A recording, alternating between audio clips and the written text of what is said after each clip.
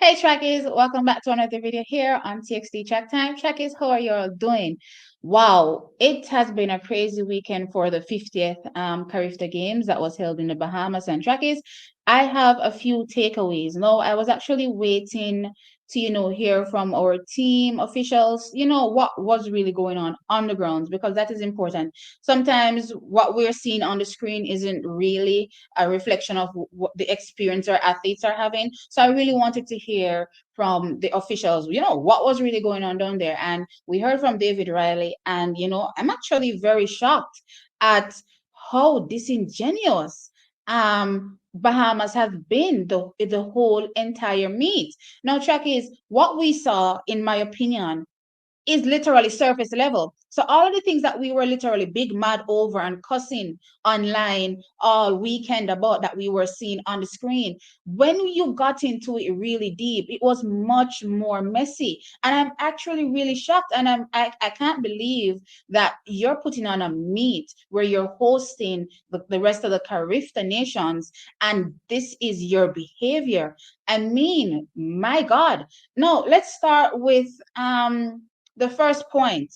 No, this one left me, reeling at the response from the Bahamians. No, but Boaji Nkrumah in the 100-meter heats, picking up an unfortunate injury. Now we heard on the actual feed where the Bahamians in the stands were cheering at our athlete going down. So I'm mad watching this stream, but hearing David Riley say that our athletes were even more perturbed, because in the hotel common room area where everybody is watching the games on the screen, the athletes are in there cheering as well, and our athletes are also in there watching, as well as the other Caribbean nations.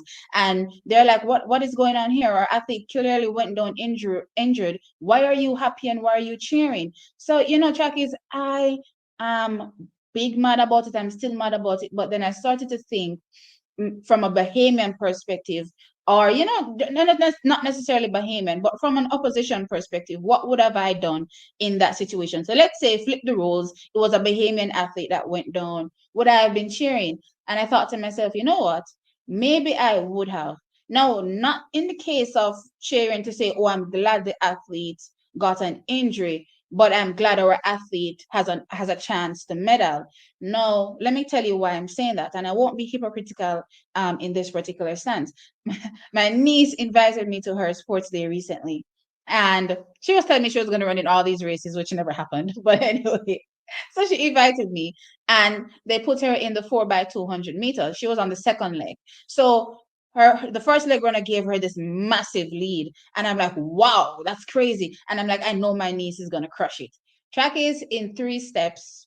She was overhauled by every other athlete and was way behind. I could not believe it. I was so shocked. But anyway, so she dashed for the race, and I'm like, wow. So she finally hands over to the third leg athlete, and the third leg athlete makes up ground on the other 2 athletes. There are 3 houses. So she makes up ground on the other 2 athletes to put them, slides are back in contention, but still we're on a back. You know what I mean? Anyway, the last athlete though, she really pressed gas trackies, and we're like, oh my God, we're actually back into this. So she swoops past the second athlete and she's going after the first one. And we're like, wow, wow, wow, wow, wow. She actually has a shot. But then we're looking at the finish line. And I'm like, no, she's not going to make it. She's not going to make it. That athlete is way too far ahead. Trackies, I don't know for what reason. The athlete decided, say, the one that was leading decided she had to turn around and look. And in the moment she turned around, she turned over. Track is, I'm not gonna lie, everybody in my niece's house jumped up and started to scream, because the moment she turns over on the ground, we see the opportunity of our athletes to take that win, and she obviously marches onto the win because the athlete fell and there wasn't enough time to recover, kind of thing. I don't think in that moment, at least from my perspective, we were cheering at the fact that the athlete fell per se, but we were cheering because our athlete had an opportunity to win. So from that perspective, I was wondering, if it was me on the other end of the stick, maybe I would have been cheering, but not cheering that the athlete got hurt, but cheering that my athlete had an opportunity to win. I don't know if that's making any sense to you, but then I'm still big mad because again, my athlete got on, my Jamaican got on, so I'm big mad that it's our athlete that went down. But I remember when we were cheering, all the other parents were looking at us like, this is not a moment to cheer, right? So I know I kind of get that what's happening there in terms of cheering when you're not supposed to, or looking away where how you don't want it to look, or that kind of thing. But anyway, so moving on from that. So that was the first instance. So I'm already mad from day one, right? And then no. So we're going to get into this whole false start thing now, and whether we're using the eye test or the starting equipment, or what is the actual rule here. Because in my opinion, track is from the start of this whole false start thing, I'm assuming that the rule is you're using the starting equipment. Why am I saying that? Because there's a lot of times that we're watching, meets, and sometimes it looks like it's a false start and it wasn't a false start, and vice versa. Sometimes it doesn't look like it was a false start and it was a false start. Last year at the World Championships, we saw persons being thrown out for false starts. It didn't even it didn't look like a false start from the eye test, but the starting equipment registered a false start and they were thrown out, right? So from that perspective, I'm like, we're only using the starting equipment, right? That's not the case. Apparently, with the Bahamians, they are using the eye test. So when I guess the starting equipment doesn't suit their narrative, they start using the eye test. Now, again, what is the actual rule? Somebody please tell me in the comment section below, because I never know that you couldn't throw out, starting equipment. So let's say, for instance, we're watching a race and it's clear as day that an athlete picks and they jump out like way, way before the gun. Yeah, but the starting equipment doesn't pick it up. You tell me in the comment section, or do they still give that athlete a red card because the starting equipment malfunctioned in that moment, or is the athlete allowed to run? Because guess what, it doesn't show on my system that your false started. Yes, the eye test may say it did, but it doesn't show on my system. So tell me in the comment section, what do you think, or what is the actual rule as it relates to that? But anyway, let's get into this whole mess with these false starts and this whole eye test and starting equipment and one bag of nonsense, right? So DeAndre Daly supposedly false started. They said they used the starting equipment and it said he false started, right? David Riley says he asked for this information. They can show you how much below you started. There's nothing there. They haven't been able to show or provide any information up to this moment. DeAndre Daly false starting. They haven't. So with that being said, as a matter of fact, I'll probably go as far as saying that their whole starting system was not working the whole time and they were just making that up. But anyway, let's continue. So they false start him, right? Okay. They say they use the starting equipment, right? Somehow, as the meet progresses and we get to the 4x100 meters, the Bahamian false starts. Well, he as far as I'm concerned, he does that jolt thing, and once you jolt, the starting equipment, as in you release your foot from the pedal, they say it registers as a false start. So you don't necessarily have to get up out of the blocks for it to be a false start. Just the motion of you attempting to will register as a pick start, right? They gave him a green card. Let's just focus on that. They gave him a green card. Says the system did not pick up a false start, and they ran the race. Only thing, no, and this is where it's getting interesting now, because only thing is, after the race run, Barbados decides to appeal this whole race because they said it was unfair. Now, this is what the Bahamians said. It was unfair because Bahamas was at an advantage because they didn't have to run, and they ran up to 80 meters on the first leg. So it was unfair, and they want the race to be rerun. David Riley says, not no go so. No such thing, trackies. It's crazy. David said that Team Barbados said that the Bahamian team should be disqualified because they false started. Now, trackies, this is where it gets interesting, right?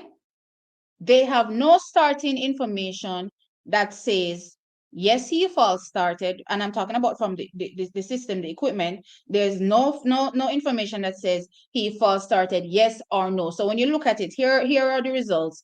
This is to say he false started or no, he didn't. So this is what they decided to do. Okay, let's use our eyes to decide whether or not he false started. Oops, we can't find the race. My niece is laughing in the background. I swear. They said they can't find a race. Track is, I kid you not. David Riley came on and said that when they went, when the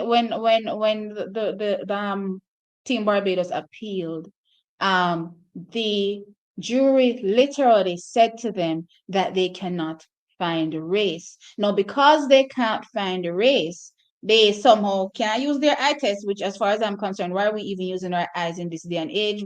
And is this still legal? Like, what are, I don't get why we're talking about eyes here, right? Anyway, they can't find a race. So, because they can't find the race is going to be quote unquote rerun.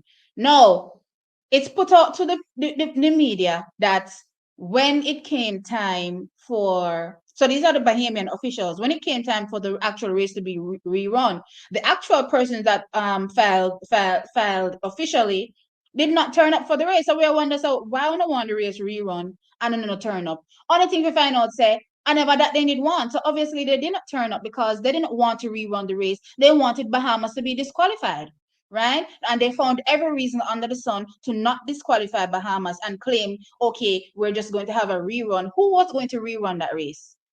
Now, I'm glad that our Jamaicans found a reason that was, I guess, under the rule book to say you didn't adjudicate the race as null and void, and as such we're not going to run. I'm glad they found such a rule, but in my opinion, even if such a rule didn't exist, me not make we at let them run. Me just gotta find something else to say we didn't run, because come on, some of these guys were running 4x4s. The Lana was clearly tired from the 400s to the four. I mean, to the 4x1 to run it again, then to come and run a 4x4 this later on in the evening to end. No, that wasn't going to work. It wasn't going to work. So one way or the other, the Jamaican athletes were not going to run, and I'm glad they didn't. But anyway, that result stood at the end of the day, right? So fast forward again now to one different false start story now. So somehow on the final day, Shaquan Gardner is disqualified from the 110-meter hurdles. Why? Okay, the starting equipment doesn't register a false start. Surprise, surprise. Let's use our eyes. What? I didn't see Shaquan false start. Somebody in the comment section tell me when Shaquan falls start. I don't even know what the hell is going on here. But anyway, there's somehow adjudicated to use their eyes and disqualify Shaquan Garden. So with all these false start things that I've pointed out to you, Trackies, tell me in the comment section below. This makes sense to you? When are we throwing out the actual starting equipment and using our eyes? When? In which international meet have we seen this? Is this the standard? I never knew. And if I knew, if that's the case, sorry, please tell me in the comment section, as I said below, what the actual standard is, because me never know, so you couldn't throw out what is going on with the starting equipment and talk about using eyes. This is the most ridiculous thing to me. And as I said, as it relates to that 4x100 meters, they have withheld the information as it relates to the starting information for that 4x1. Why? You can try to, you tell me in the comment section why you think that is. Anyway, let's move on. So from all of this mess, right, we're going to move on to the St. Kitts athlete that was had to run his 200-meter race alone. Um, alone. So track is, and this one is this particular instance is going to lead into another one that I had a problem with. So he had to run this race alone. So the Bahamian official comes on and says, "Oh, it's their bad. They have to take full they have to take full accountability for the issue because listen,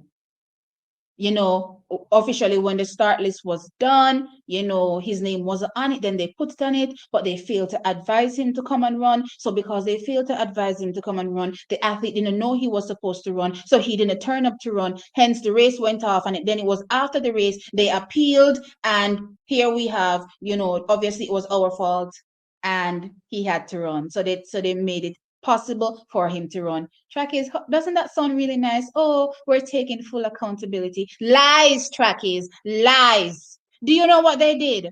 The athlete actually turned up at the call room to run and they turned him away. They run him. Then say him now run. And it's after they ran him and the race obviously went off without him. His team appealed and he was allowed to go and run. Nonsense. So we're seeing the mess going on from a Jamaican perspective, but apparently all of the other nations are feeling the same thing. Like, what is going on here? What is going on? What is all of this biased nonsense? To me, I've been utterly disgusted this entire meet. I've never watched a meet where I've been disgusted. I've watched a meet where I've been upset because maybe our team isn't performing how I want them to perform. Maybe I thought they would get more medals, whatever the case is. But I've never ever been disgusted at the officiating. This is well, no, a lie. It's not the first time. They've done it already. I don't remember if it was Bahamas, but do you all remember that meet at the Carifta games where they were blocking Wayne Pinnock? I'll never forget. He was remonstrating on the side. He was upset on the side. He did a jump in the long jump, and to him it was massive, and he was so excited, and he was looking to see what the jump will be measured to. Move, move, move, move, move, move, move. Yeah, that did not go on down there at the time. I don't remember if it was Trinidad or if it was Bahamas. Track is, I'm sure some of you remember that meet. You can tell me in the comment section below who it was. But anyway, we're moving on, right? So that happened to the St. Kitts athlete. Then now the time. Let's talk about the time. The clock not stop. Then the time conveniently gets adjusted to 1/100th of a second above the actual third place time that would have dislodged a Bahamian. Not no so. I'm sorry. I'm sorry. Coincidence not go happen so. I'm sorry. I am sorry. I do not believe. And why do I not believe? They've been messing with this clock this whole meet. Track is every race we run, the wind adjusted to some ridiculous time. The time is adjusted to some ridiculous time. So whether it was a positive wind, a dead wind, a negative wind, it's all adjusted to some ridiculous time. So like, what is this? I've never seen this before. Sometimes we see some 2/100s, maybe even up to 4/100s. These I've seen, don't get me wrong, I've seen where we've had a good little margin, but it would probably happen in like a one race. It wouldn't happen in every race kind of thing. So I'm looking and I'm like, so why are we having these ridiculous adjustments? I hear Ricardo say on the feed that listen, he asked them about it and they're like, there's a big difference between negative 0.1 and dead wind. And I'm like, what is the big difference? Somebody please tell me. Y'all mathematicians love to talk about, oh, I know how to calculate wind in the comment section. You tell me, because I'm gonna put this out there. Let's say, for instance, Shakira did go run that 10.57 there was sugar run.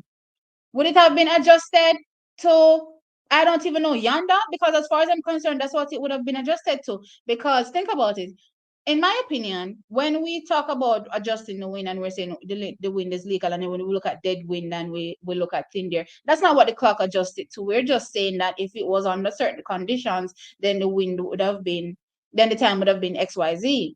But based on what they're doing, They look like they're adding stuff because so with Shakira's run, not only would have it been adjusted for whatever legal ramifications would have been there, but then it would have been further adjusted because they're just adjusting stuff ridiculously, as far as I'm concerned. So the clock has been doing crazy things, and I do 100% believe that they robbed him of a medal, right? Because the clock stopped. We didn't get to see no time officially not come up on no screen. No, we just heard them say it was 1/100th outside of the third place medal. Interesting. Now, track is right before the meet ends. Somehow the Bahamian swimmers get back from, I don't remember where it was that the meet was being held. They get back, and there's, and you know, the stadium announcer is telling the people in the stands that they're back from their victory and blah blah blah, yada yada yada. And it was like they're how much ever time winning. Maybe was it seventh straight? Seventh. Seventh straight win. Jamaica is on the cusp of their 37th straight win, right? Why are we talking about swimming? Then I hear her say, as soon as the 4x4 is finished, I want you all to run onto the track and celebrate. Excuse me, this is our 37th win. This is our moment to run around the track and celebrate with all of our teammates. What are you talking about? What exactly is going on here? Didn't they have the opportunity in that host nation to run around the swimming pool and celebrate at that moment when they won? Track is, the World Championships is coming up in Budapest, right? No, Budapest is in Hungary. I just had to double check to make sure it was Hungary. Budapest is in Hungary. Now, gosh, I don't know what sports these people are good at, but let me just throw out rugby. Let's say the people, the men's rugby team won the World Cup for rugby, and so the athletes are there and they're performing. No, typically America tops the medal table when it comes to the World Championships. The last time I can remember another nation in recent years topping it, and it wasn't them, was Jamaica in 2015. So yeah, that happened in 2015. But typically they top the tables. So let's just say in happenstance this time around they head to Hungary, they top the tables, or I wouldn't mind Jamaican top it, but yeah, let's just say America tops it. And right as America runs the last 4x4, you hear the announcer say, and we want our Hungry national team to just run out onto the rugby team to just run out onto the pitch and celebrate. Excuse me? What? What? Aren't we supposed to be celebrating the athletes here that have been dominating for how much ever days and managed to top the medal table in this moment? Shouldn't we be celebrating their victory, even if it was their first? Imagine if this is your first and only time that you're ever going to top the medal table, and Bahamas literally run out everybody on the pitch. I was mad. As a matter of fact, I didn't even want to see our athletes go out there. And for a while, I didn't see them out there and I was happy. But it looked like maybe the team officials said, guys, we know you're mad, but, just go out there and stand to the side or whatever. I was mad. So the guys didn't even get to celebrate their 4x4 win. The team didn't get to celebrate their Carifta win because Bahamas decides to spoil it with their swimming team. To this moment, I have not heard the Bahamian announcer say, congratulations to Jamaica for winning their 37th straight Carifta games. Oh, no, I don't hear it. You can tell me in the comment section, Trackies, if you heard it, but I certainly didn't. I didn't. So anyway, there's all this nonsense going on the field. But let's talk about the commentary. Oh, God, this video is so long. Trackies, I hope you can get through this video. So, as far as I'm concerned, what's her name? Tanique. Oh, somebody tell me in the comment section if I'm pronouncing it wrong. Thank God for the Jamaican commentators. Let's just say that. We were able to get to know. We probably already knew the Jamaican ones, but for the Jamaicans that didn't know the Jamaican athletes, you're still able to get an appreciation for them. But not only them, athletes across the Carifta Games. the Carifta nations, you were able to get to know them and appreciate the times that they were running or the performances that they were doing, right? Last year at Carifta, Jamaica, I'll never forget. One Trinidad publishing house decided they're going to publish one paper about how this was the most awful Carifta ever. And Carifta is not about Jamaica. This is when Jamaica had our 92 medal haul. And I can never forget because it's like, what is this person talking about in this article? If you had listened to Carifta last year, Trackies, and I'm not exaggerating, I literally got the vibe that Ricardo was scared to talk about Jamaicans. We talked about everybody else but the Jamaicans. And when the Jamaicans won, don't get me wrong, we did a win enough because, again, we win 92 medal, right? It was like a brief, happy Jamaica won, but they couldn't even show their exuberance as a Jamaican. You have to just jump on to okay and congratulations to and yada yada. They spent little time talking about Jamaica and the Jamaican what was going on. It was so crazy to me because I was a little mad because from day one they were pushing Adeja Hodge before I even knew who Adeja Hodge was. By the end of the meet, I love Adeja Hodge. To hold in the talk about Adeja Hodge. I'm madly in love with this person that's a non-Jamaican at this point, right? And that's how they approach their commentary from a Jamaican perspective. You know, they talk about other people, but I genuinely felt like they were trying to not talk about the Jamaicans last year. This year, again, great commentary by Ricardo and Hubert Lawrence. What did the Bahamians have to offer?